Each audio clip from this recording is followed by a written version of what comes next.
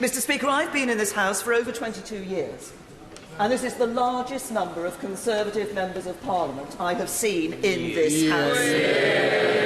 And I would like to congratulate my right honourable friend for leading our party to an overwhelming victory. One thing now is certain. The lobby is going to be rather crowded.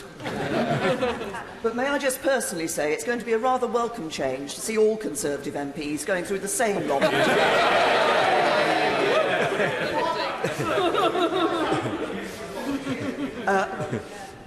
I hope my right honourable friend will also forgive me if I just reflect that this was the result that was supposed to happen in 2017.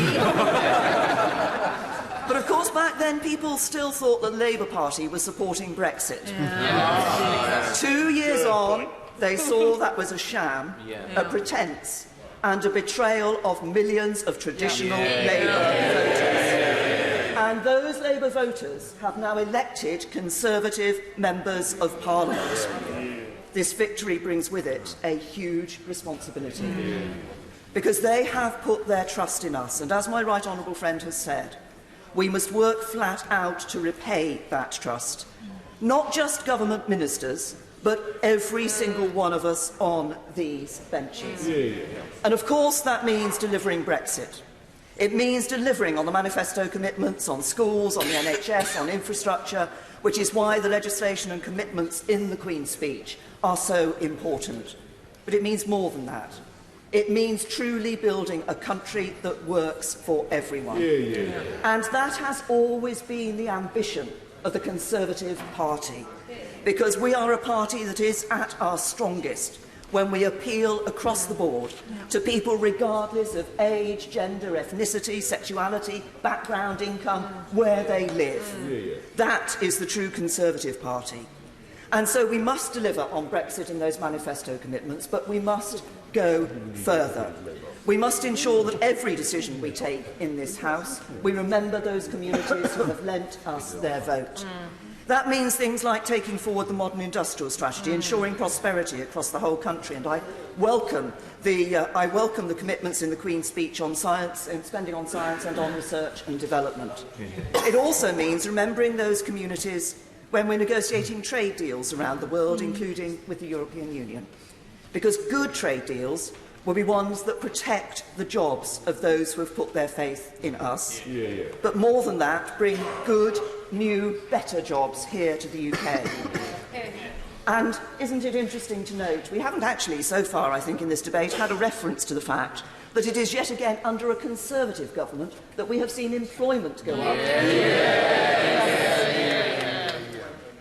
Good trade deals, good trade deals also protect the rights of workers and those who have put their trust in us. And I welcome the commitment to an employment bill in the Queen's speech, which I trust is going to not only enshrine but enhance workers' rights in this country.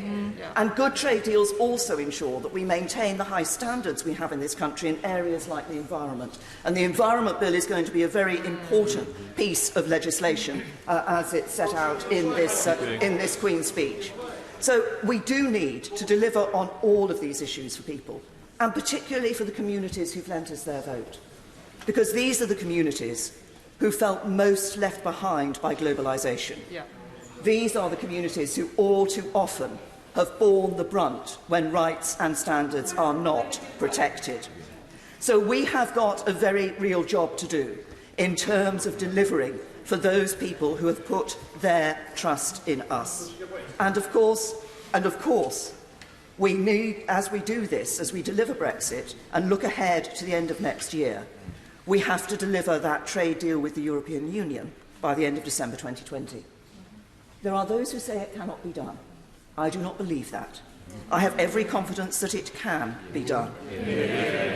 But we must do more than that, because by the end of December 2020, we have agreed and ratified, such that it will come into operation on the 1st of January 2021, a new treaty on security with the European Union. Again, I have every confidence it can be done, because a significant amount of work has already been put into these issues, and the elements of that are there, agreed with the EU in the political declaration. So there's work to be done, but it can be done, and it must be done to that timetable. Another issue, of course, which people across the UK will look to us to deliver on, are the social injustices that still persist. I welcome very much in the Queen's speech the reference to the domestic abuse bill. And I'm grateful to the Prime Minister for the speed with which he responded to me when I pressed him on this matter earlier this week. Instantly, indeed it was.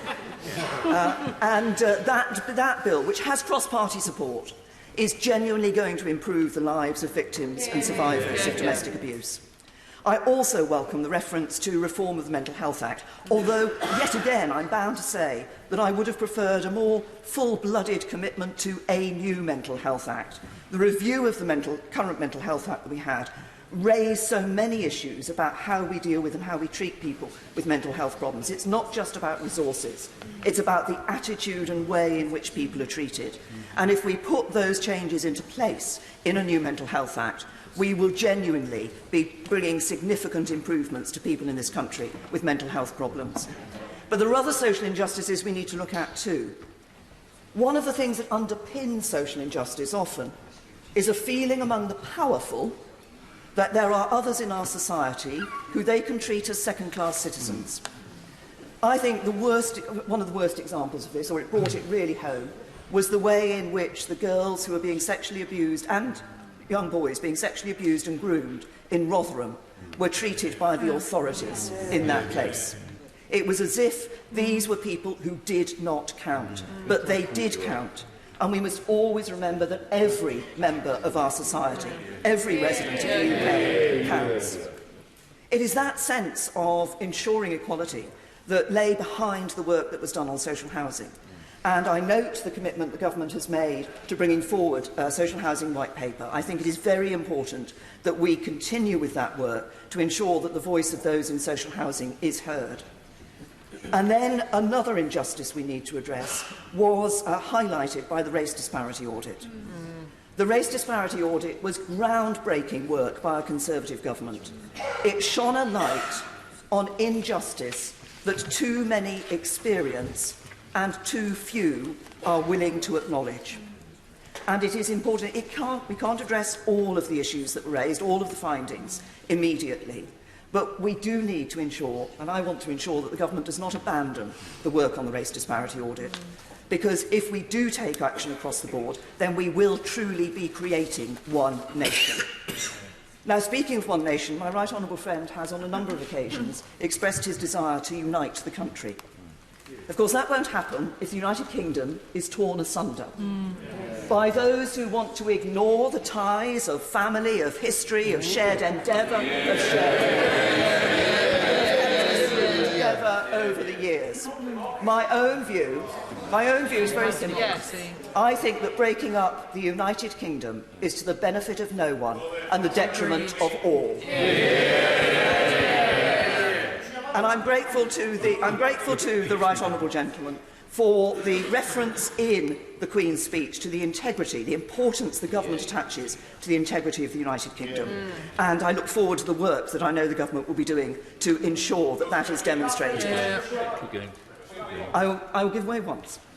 I thank the former Prime Minister for giving way. And she spent a lot of her speech speaking about the debt that her party and her successor owes to those who lent her party their support. But of course, she will know better than anyone that it is a true leader and a true statesman that acknowledges those who did not vote for them and that work for them. So I turn to the result in Scotland, where the SNP secured 45% of the vote. Nobody denies this Prime Minister's right to govern on 43% of the vote. So how can she turn round to the people of Scotland and say we cannot have our say on our own future after the general election that we just had in Scotland?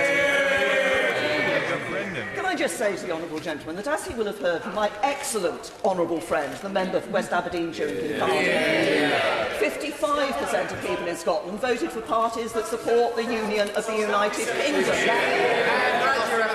And it's all very well, I heard the Right Honourable Gentleman, the member for Ross, Skye and Lochaber, and he made this great plea at the end about how an independent Scotland was going to be in the European Union. We all know an independent Scotland will not be in the European Union. We're not allowed to be in the European Union. So what the Scottish nationalists are saying to people in Scotland is simply not true. I want to raise, Mr. Speaker, I want to raise one final issue, which is referred to in the Queen's speech, in the reference that is made to the UK's place and influence in the world.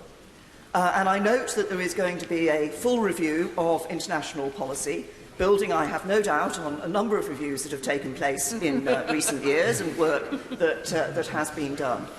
But it is very important that we look at this issue at the moment. Of course, global Britain has never gone away. We always have been a global Britain. We have, over recent years, continued to play an important role in international fora on issues such as climate change. We've played a key role in dealing with terrorism, with modern slavery, with people smuggling. We've enhanced our presence in key areas, east of Suez and the Asia-Pacific region. And, of course, we brought together action across the world when we found that a chemical weapon had been used on the streets of the UK by Russia. But at the same time, we have seen internationally the international fora and also the rules-based international order on which we have depended for decades coming under significant threat.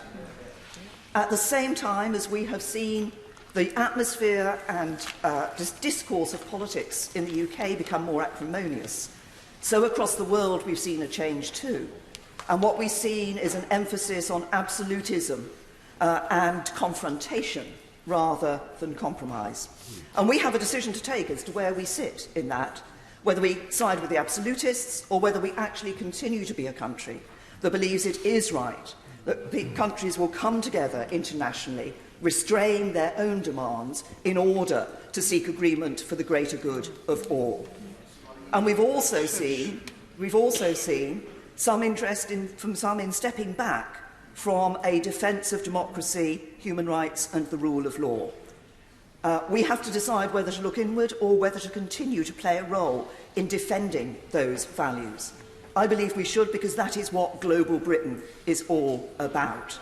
And it is important that we continue to uphold those values around the world. Now, of course, this may bring into the spotlight our relationship with the United States of America. That is a special relationship that we must nurture and preserve. It is in the interest not only for us and the United States, but also for the world that that special relationship is maintained. But it's not a one-way relationship. We don't just accept every position the US takes. We consider our own interests, and when we believe and we disagree with them, then we tell them clearly that we disagree with them. But I think, as we have seen over the last 3 years, this House focusing so much on Brexit and focusing so much internally, now we have the opportunity. We can set that to one side and we can move on to being the global Britain that my right honourable friend has spoken about and that every Conservative member on these benches espouses. A Britain that is taking its place in the world. A Britain that is recognising the need to reform the international rules-based order, playing a role, not just a role in that, but actually playing the leading role in that reform. And a United Kingdom that stands up for the values that we share, the values of democracy, rule of law, human rights.